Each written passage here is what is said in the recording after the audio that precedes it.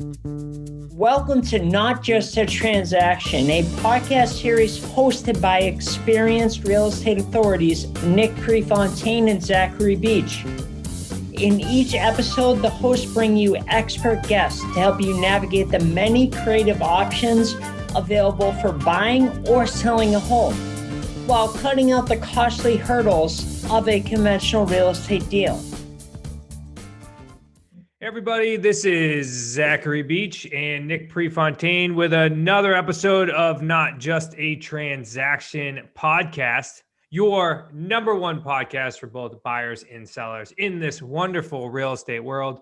We are coming live from Rhode Island as we primarily buy and sell real estate in the lovely area of the country of New England. And we also do help out people across the country do the exact same thing.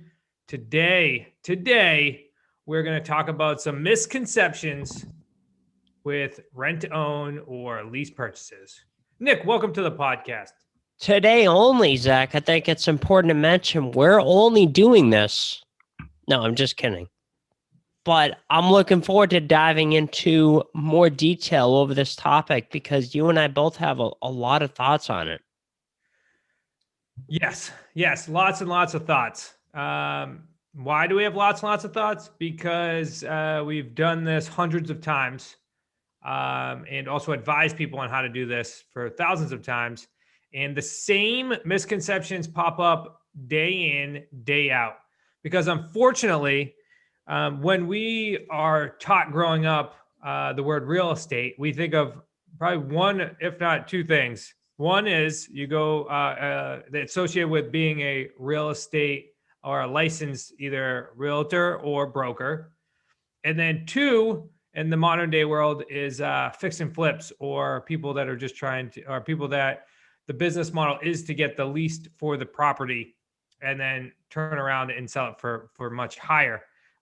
So where we come into play is we have very creative techniques and options in order to help both sellers like yourself be able to find additional solutions to their challenges, and for buyers like yourself to be able to find an additional path to home ownership, where we've seen many buyers did not even know that that path existed. Today, as always, I will be wearing my seller's hat. I don't have a seller's hat if you watch this on YouTube. I wish I did, and maybe we can have somebody go ahead and computerize a seller's hat on top of my head right now, a very small one. Maybe that's a note. We should get props. And Nick today will be always wearing his buyer's hat as well. Buyer top hat. Yes. No, of course. A very small top hat. Yep. All right. Let's just, these are not in any particular order. And these are not all of them. This was just a quick brainstorm for about 5 minutes to think of what are the misconceptions that pop up just right on the surface level. And I'm sure we'll do some more episodes where we would dive into more misconceptions because we are here to be able to shed light so that way you're able to make the best decision for your family with the asset or the real estate property that you currently have. So Nick, let's start on the buyer side. And one misconception when I'm speaking to a seller is buyers never actually cash out. Buyers never actually get to the finish line. Nick, what do you have to say about that? Yeah, and those of you that are only listening to this and can't see me, I'm smiling at this fact because yesterday we had one of our rent-to-own buyers cash out.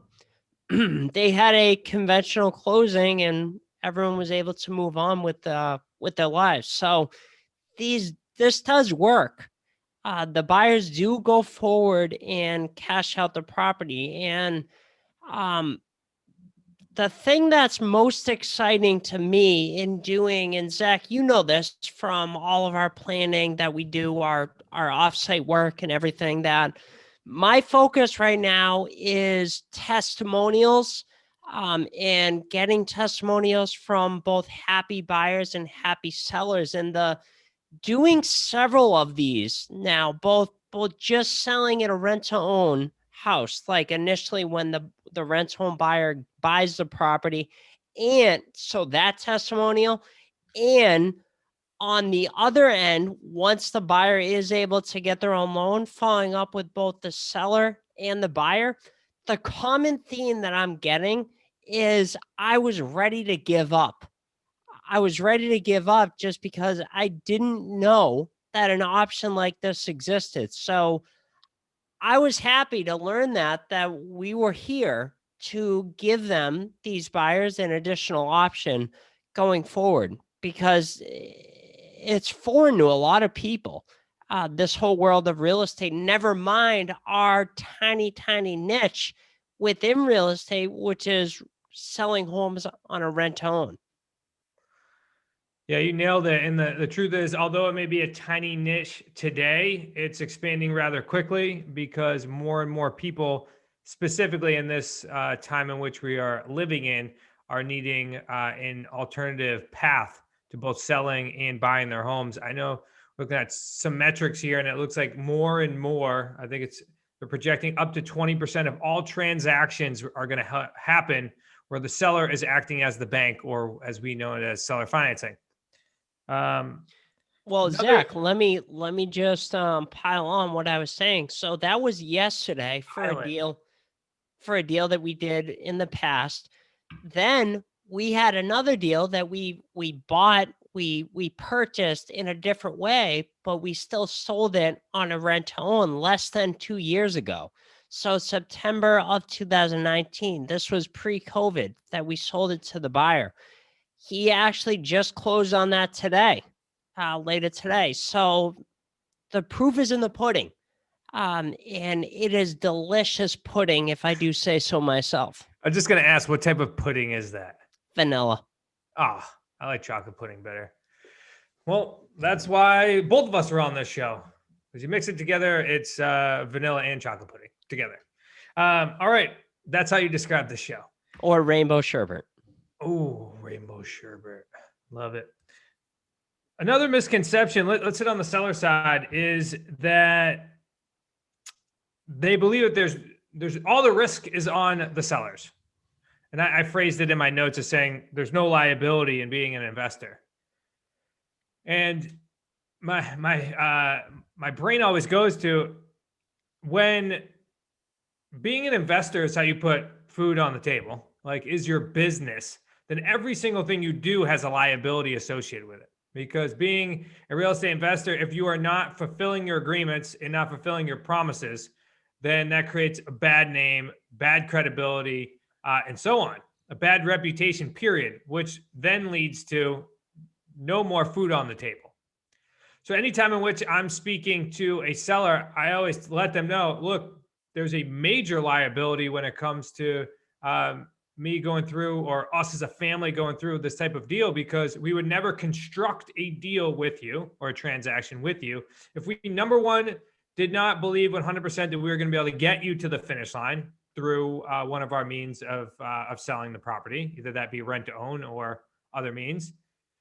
Because number one, time is being wasted. We have our entire team working on buying this property, maintaining the property, and then selling the property.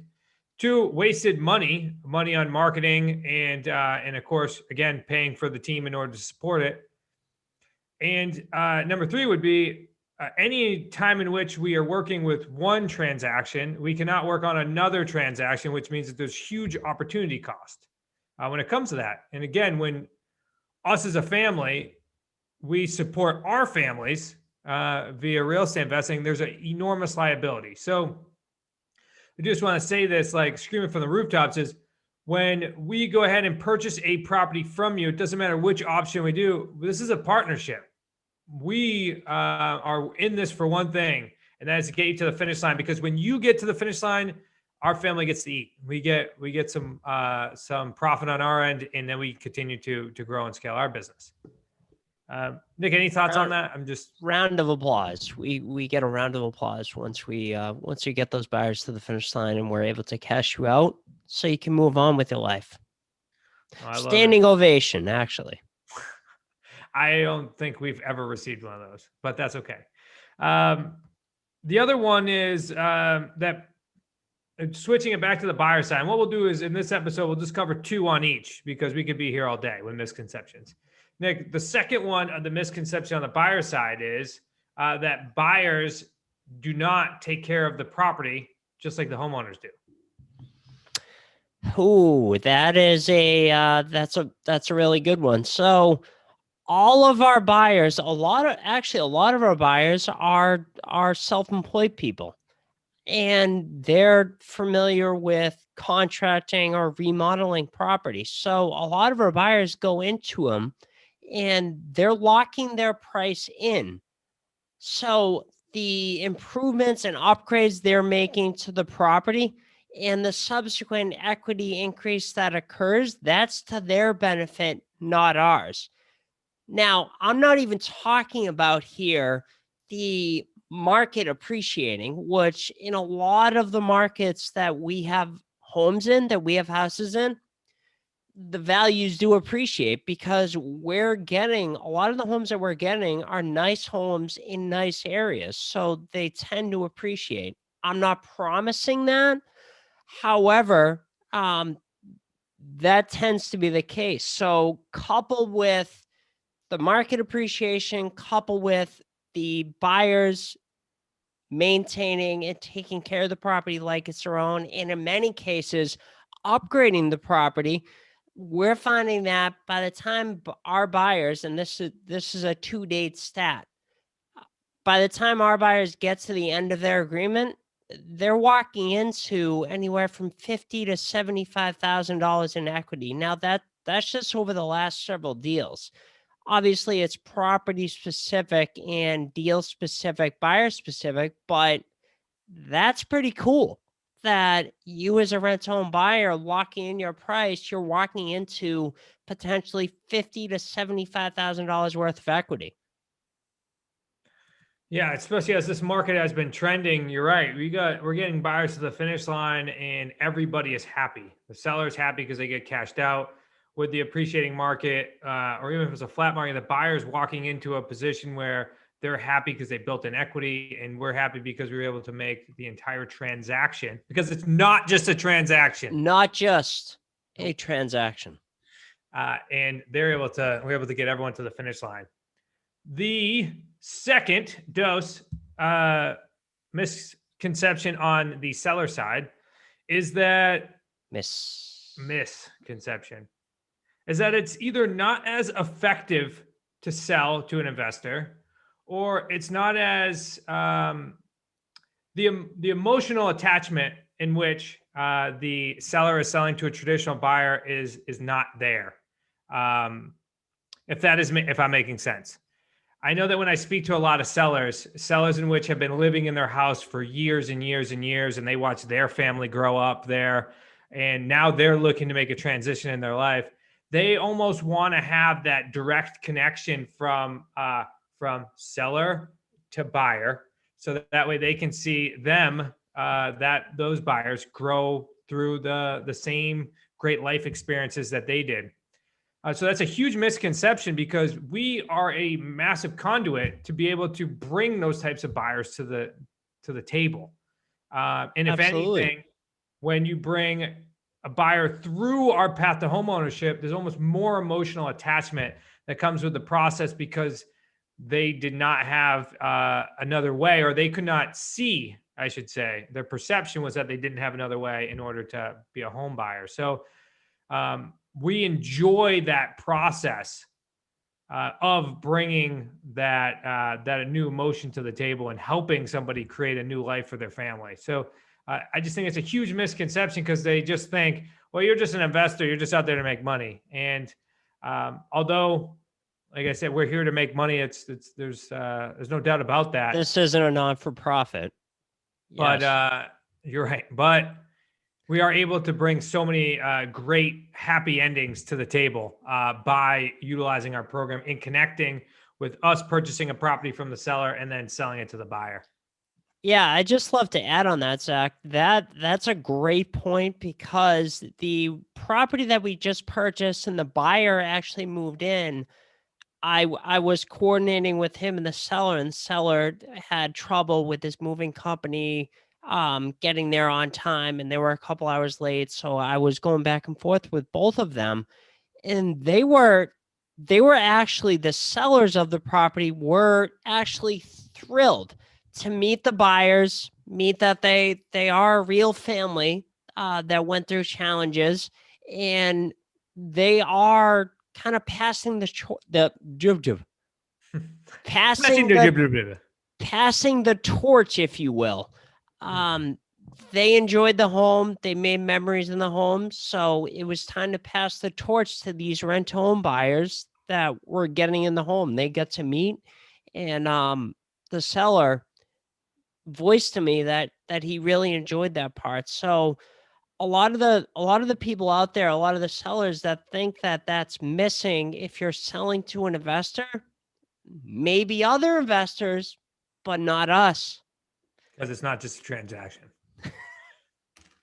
Well, if you have other misconceptions, or if you just want to speak to Nick or I or the family team here at Pre-Property Solutions to see if you're a good fit for either a rent-to-own program or one of our options on how we purchase properties, just go to prepropertysolutions.com/podcast and go to the Contact Us form at the bottom. And we would love to have an open dialogue with you and see if we could potentially help in any form or fashion, or just get your questions answered.